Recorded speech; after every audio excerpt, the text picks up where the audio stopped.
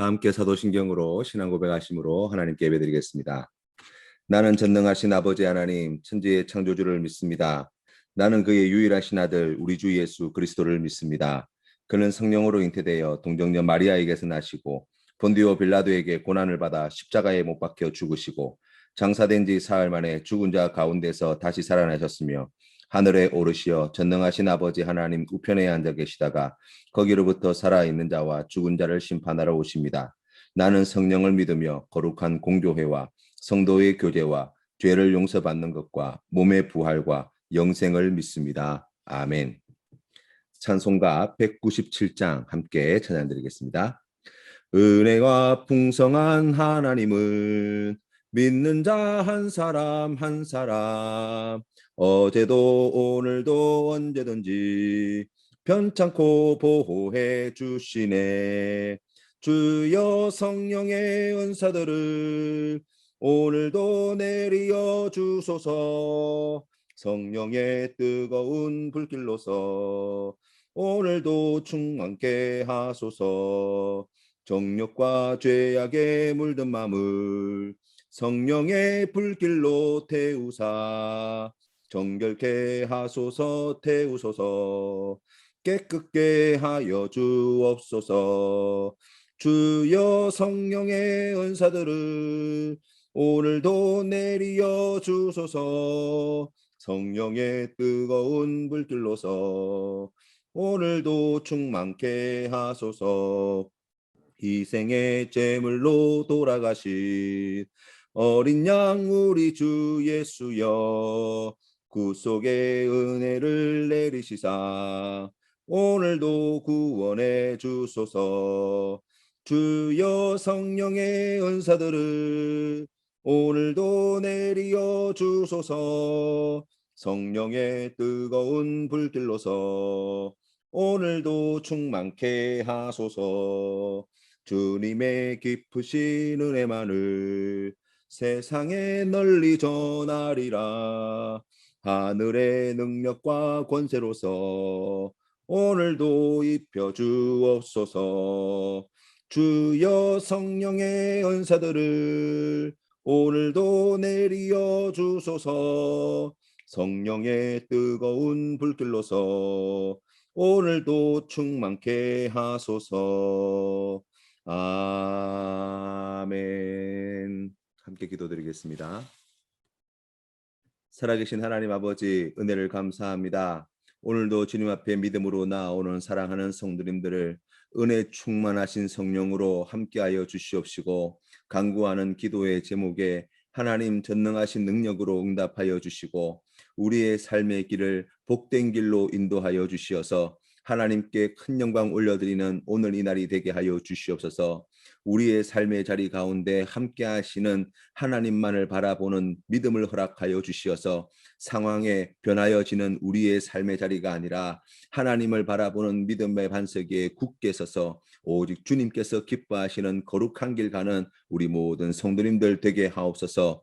죄의 유혹과 시험 앞에 물러서는 어리석은 인생들이 아니라 하나님께서 기뻐하시는 거룩한 길로 나아갈 때 하나님의 도우심과 은혜를 구하는 우리 귀한 성도님 되게 하여 주시어서 아버지 하나님 앞에 풍성하고 거룩한 열매들로 하나님께 영광 돌릴 수 있도록 돌보아 주시옵소서. 하나님 아버지, 우리가 주님의 말씀을 들을 때에 그 말씀 가운데 살아 역사하시는 하나님을 만나는 기쁨을 허락하여 주시옵소서. 나에게 약속하여 주신 그 귀한 말씀 믿음으로 붙잡고 주님 앞에 간구하는 우리 귀한 성도님들 되게 하여 주시옵소서. 주님께서 주신 그 귀한 말씀이 우리의 삶에 빛이 되게 하시고 등불이 되게 하여 주시어서 어둡고 험악한 세상 속에서 길 잃지 아니하도록 지켜 주시옵소서. 코로나로 인하여서 어려움 중에 있는 이 나라 백성들을 주님께서 불쌍히 여겨 주시사 하나님 아버지 속히 이 코로나의 위기의 시간들이 지나가게 하여 주시고 하나님의 평화가 임하게 하여 주시고 아버지 하나님께 영광 돌리는 귀하고 복된 나라와 민족 될 수 있도록 축복하여 주옵소서. 거룩하신 예수님의 이름으로 기도드립니다. 아멘. 오늘 우리에게 주신 하나님 말씀은 창세기 49장 말씀입니다. 함께 봉독하시겠습니다. 제49장.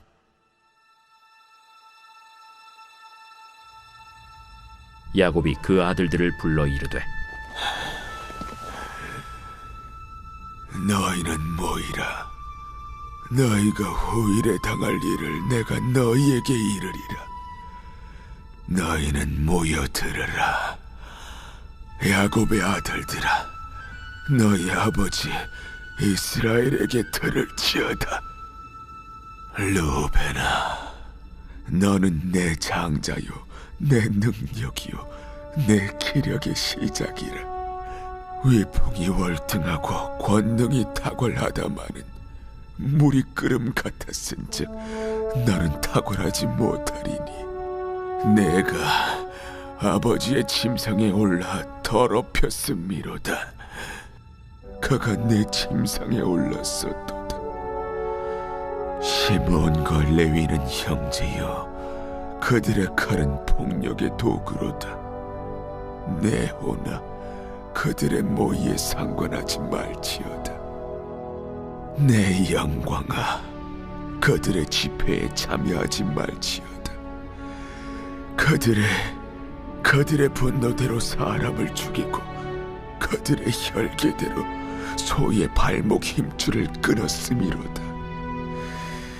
그 노여움이 혹독하니 저주를 받을 것이요 분기가 맹렬하니 저주를 받을 것이라. 내가 그들을 야곱 중에서 나누며 이스라엘 중에서 흩으리로다. 유다야, 너는 내 형제의 찬송이 될지라. 내 손이 내 원수의 목을 잡을 것이요 내 아버지의 아들들이 내 앞에 절하리로다. 유다는 사자 새끼로다. 내 아들아, 너는 움킨 것을 찢고 올라갔도다. 그가 엎드리고 웅크림이 수사자 같고 암사자 같으니 누가 그를 범할 수 있으랴. 규가 유대를 떠나지 아니하며 통치자의 지팡이가 그 발 사이에서 떠나지 아니하기를 실로가 오시기까지 이르리니 그에게 모든 백성이 복종하리로다. 그의 나귀를 포도나무에 매며 그의 암나귀 새끼를 아름다운 포도나무에 맬 것이며 또 그 옷을 포도주에 빨며 그의 복장을 포도즙에 빨리로다. 그의 눈은 포도주로 인하여 붉겠고 그의 일은 우유로 말미암아 희리로다. 스불론은 해변에 거주하리니 그곳은 뱀에는 해변이라. 그의 경계가 시돈까지리로다. 이사갈은 양의 우리 사이에 꿇어 앉은 건장한 나귀로다. 그는 쉴 곳을 보고 좋게 여기며 토지를 보고 아름답게 여기고 어깨를 내려 짐을 메고 앞제 아래에서 섬기리로다. 다는 이스라엘의 한 지파같이 그의 백성을 심판하리로다. 다는 길섭의 뱀이요 샛길의 독사로다. 말굽을 물어서 그 탄자를 뒤로 떨어지게 하리로다. 여호와야, 나는 주의 구원을 기다리나이다. 갓은 군대의 추격을 받으나 도리어 그 뒤를 추격하리로다. 아셀에게서 나는 먹을 것은 기름진 것이라. 그가 왕의 수라상을 차리리로다. 납달리는 노인 암사슴이라. 아름다운 소리를 바라는도다. 요셉은 무성한 가지, 곧 샘 곁에 무성한 가지라. 그 가지가 담을 넘었도다. 활 쏘는 자가 그를 학대하며 적개심을 가지고 그를 쏘았으나 요셉의 활은 도리어 굳세며 그의 팔은 힘이 있으니 이는 야곱의 전능자 이스라엘의 반석인 목자의 손을 힘입음이라.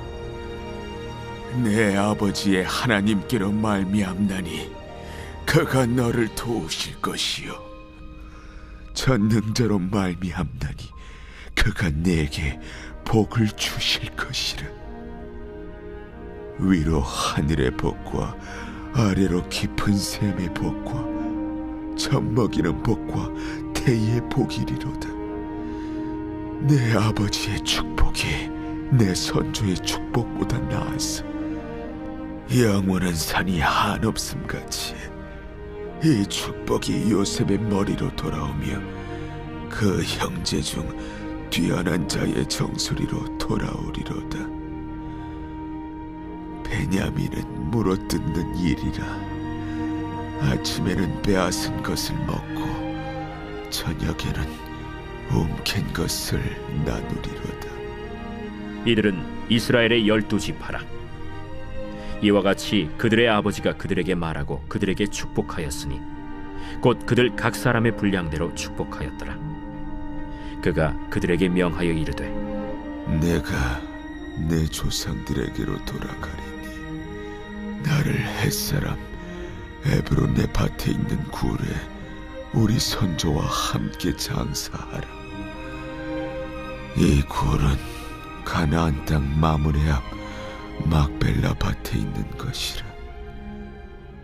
아브라함이 햇사람 에브론에게서 밭과 함께 사서 그의 매장지를 삼았으므로 아브라함과 그의 아내 사라가 거기 장사되었고 이삭과 그의 아내 리브가도 거기 장사되었으며